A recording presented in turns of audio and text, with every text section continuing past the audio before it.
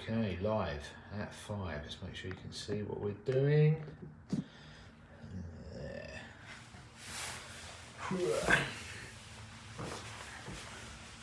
Okay guys, welcome back to Roberts & Co. Welcome back to London, another live jewellery making session. Tonight we're going to make a gold ring, another 1mm halo band ring. Running a little bit low on them, so this is some 1mm 9-carat yellow gold wire. I melted this was grain, melted it in a previous live stream, turned it into an ingot, and then pinned it, rolled it, put it through some draw plates, and we have 1mm round wire. We now need to make that into a ring. Coffee. What day is it? Is it Monday? So I don't even know what day. I think it's Monday. Yeah, it's been a long Monday. It's been a long week. We're on the coffee. Right, size L we're going to make, which is going to be about 55 mils worth of gold. Turn on YouTube, copyright free music.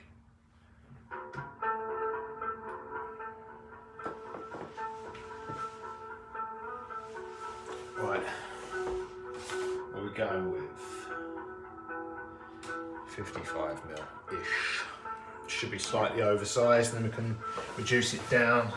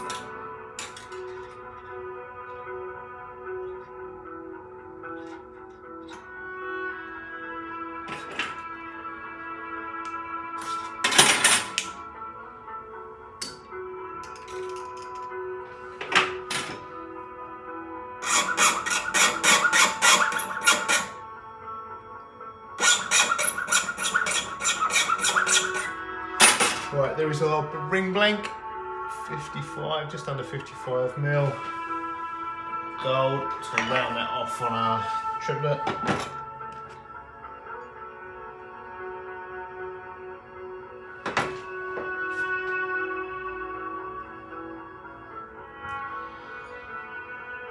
Then flat half round pliers, line it up and solder it together.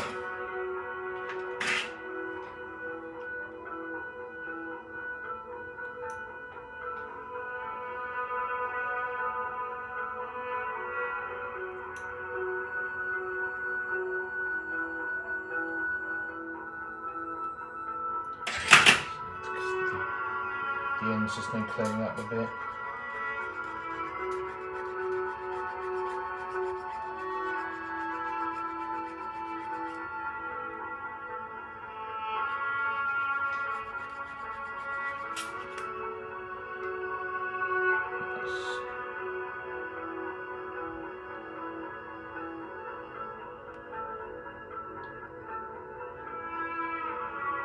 Alright, let's get that soldered together.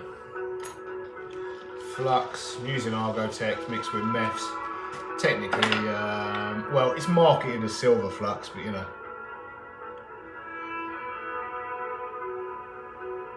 It is phenomenal for silver because it's really thick, but it does equally good a job on gold. It's just too, if you were just doing gold, it's too thick really. Where did that go?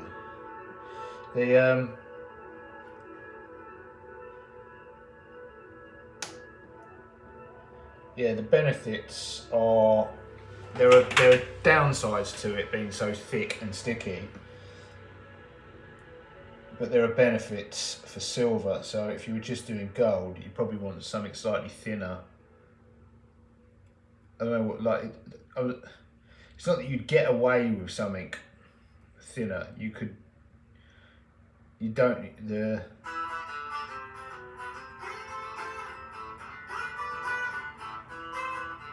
you're not going to get the benefits of this if you were just doing gold. You're just going to get the con. You know, you're not going to get the pros, but you're going to get the cons. Thick and sticky.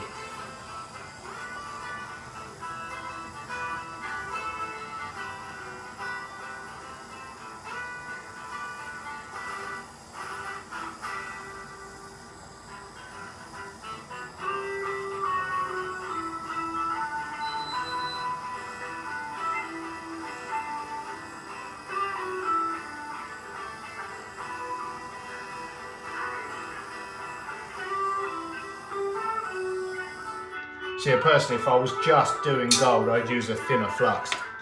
I didn't get everything covered in a thick layer of the stuff. But I'm not just doing gold; we'll do silver as well. So, right, while I'm waiting for that to clean, I'm just going to close up some of it. I made these jump rings. I actually cut these in the last couple of days. Did I make these? I've definitely made these in a previous live stream. I've done so many live streams now. There's one I've forgotten what we've done, but I've done so many. You can pretty much, if you go back far enough, you'll find that we did everything. We've done everything. Right. So while I'm waiting for that to clean quickly, just in a few minutes in there. Just need to close some of these up. These are for some T-bars I'm going to make. I might actually make a video about making the T-bars.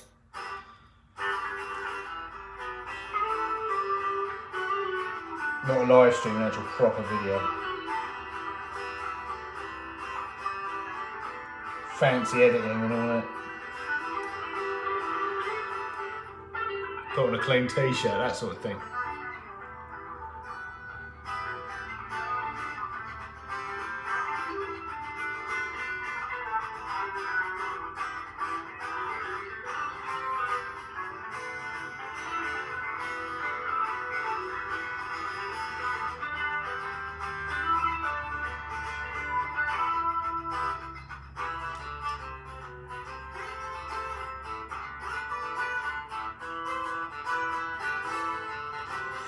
I'm using 2 flat nose pliers for these jump rings. Don't have a lot of luck with straight nose, to be honest.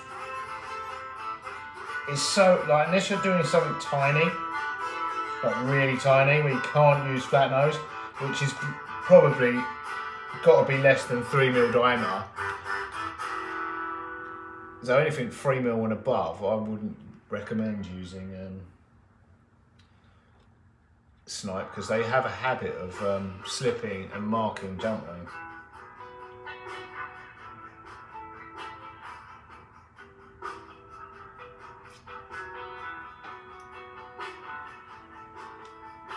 What I really like is like micro parallels. I've actually got some quite small parallels there, but they're still massive. I could do with like really, I don't know how they do it. But,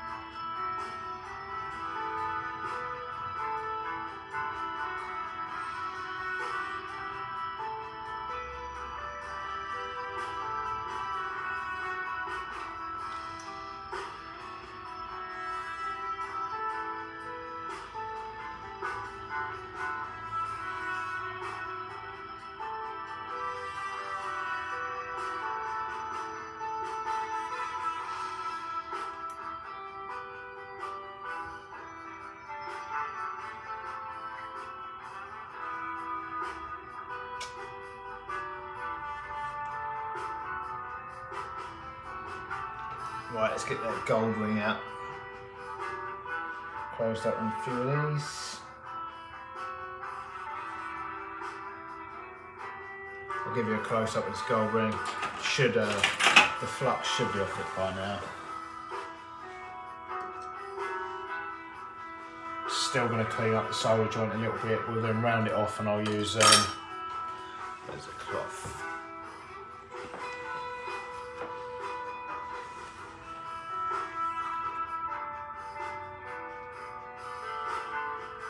little bit of excess solder on there.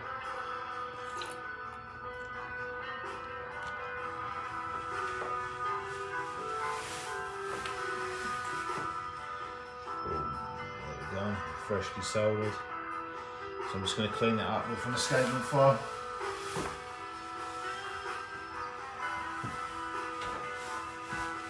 If I'm doing big batches of these in silver, I'll actually use a satin wheel for this. On a polishing machine, I'll just very quickly go over each solder joint with a very fine satin wheel.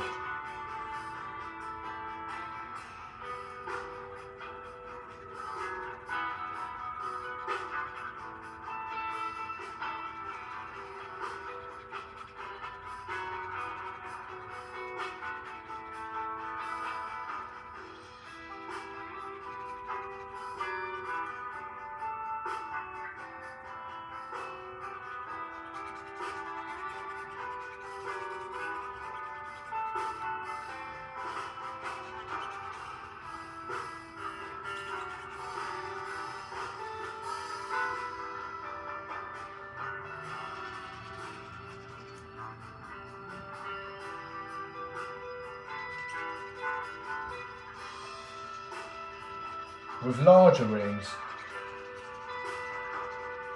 if I'm soldering in this way where the rings are not round, they're actually the ends are together, I will round them off before I clean off the excess solder, because it provides additional strength. The additional solder provides additional strength to the joint.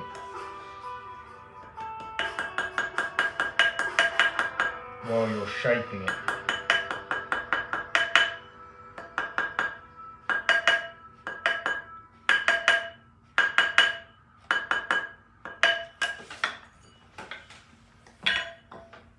Because I see a lot of people claim that solder this way, that they don't break. They do. They can. It's not they do, they can. It's quite a small percentage of them. In a batch of 100, it's probably 1 or 2%. In my experience, because I used to do the rings in quite big batches of just over 100 actually. So it was always 1 or 2 that went. Slightly, it's not slightly, it's bang on, but I want to take it, I was going to say it's slightly undersized, it's actually perfect. And that don't happen often, but it's slightly wavy. I'll show you, I'll give you a close up. It's actually, I've somehow I wanted a size L and I've made a perfect size L. Surprisingly. How often does that happen? Look at that, that is bang on. But it's bang on in places, and then look, it's a little bit wavy. Ooh, it's a little bit under there, a little bit over there.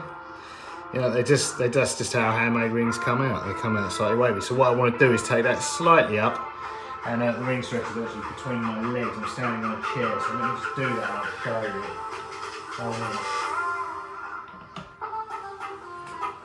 So boom, simple as that. When you're standing on a ring stretcher. Taking that up, I'm now going to compress that down, because what the compression does, although that was technically a size L, it wasn't flat. And what compressing the rings does is not just make them the perfect. So stretching them up, you can make them the perfect size, but it doesn't necessarily make them perfectly flat. Stretching them up, compressing them does.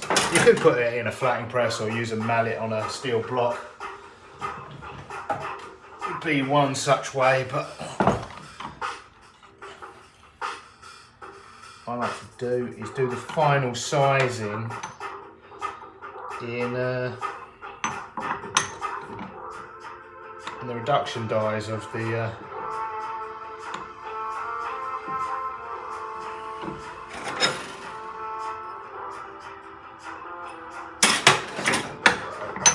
ring stretchers. Now this just needs a little touch into here. If I compress this all the way into this hole in the plate,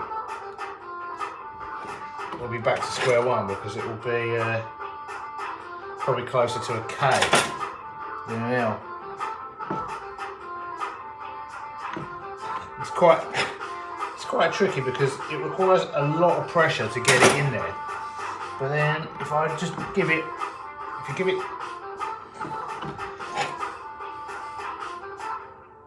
give it a lot of pressure, what tends to happen is it's not going in, and then all of a sudden it's going all the way in. If it goes all the way in, we're down to a K.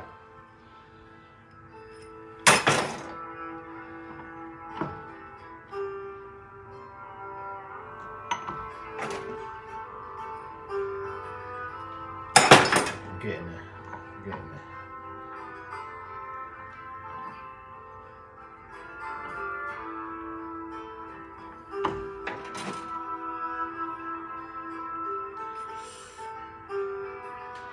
Slightly under.